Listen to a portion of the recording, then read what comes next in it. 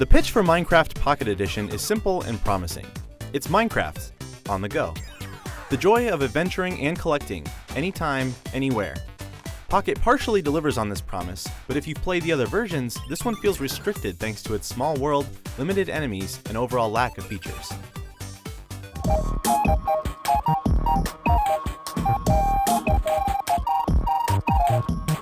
Minecraft's randomly generated worlds are composed of big blocky cubes with simple but charming textures.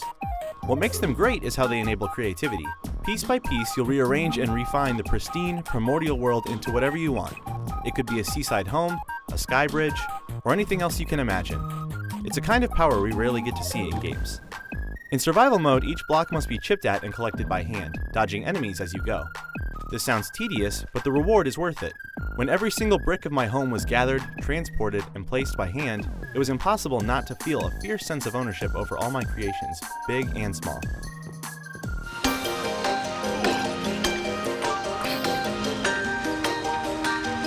When the sun goes down, the bad guys come for you.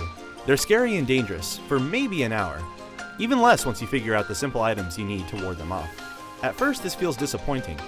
Why even have enemies if they become laughable in no time at all?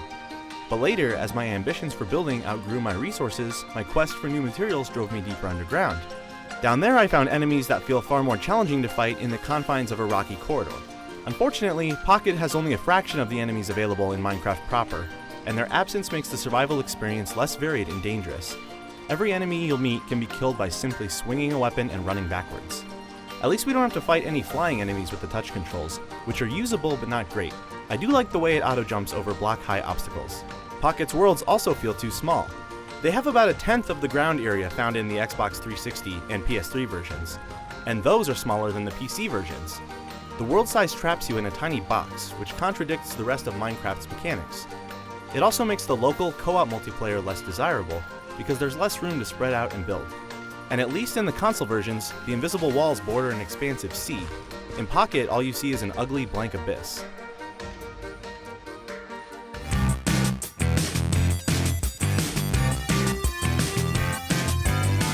Crafting is a very simple process. Once you have the required materials, you just tap on the item you want and it enters your inventory. There's no need to drag items across a touchscreen into specific arrangements. It feels fast and appropriate for the touchscreen. Creative mode, the popular option that gives players unlimited access to Minecraft's items, is Pocket's biggest draw.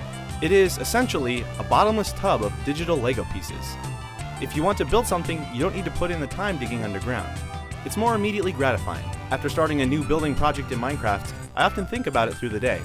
Instead of waiting to get home, Pocket lets me make adjustments to my creations whenever I find some spare time.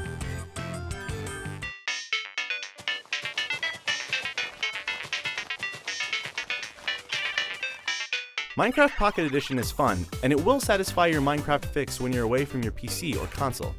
But the small maps and limited building options make it the worst way to play Mojang's amazing world builder. Though it's still a fine game, it would be unfortunate for someone to want to try Minecraft, download this version, and think this experience is all Minecraft has to offer. For more on Minecraft, keep it right here on IGN, but for now, here's a look at a little seaside village that I built.